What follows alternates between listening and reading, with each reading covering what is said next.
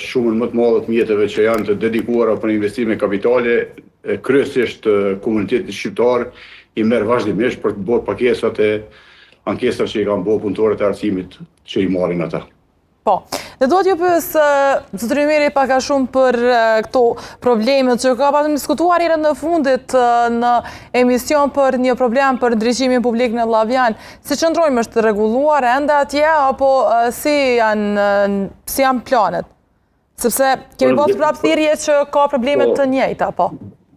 Përnder është problemi është financiar për shkak të grumbullimit të borxhit të papaguar thuajse për një vit të tërë.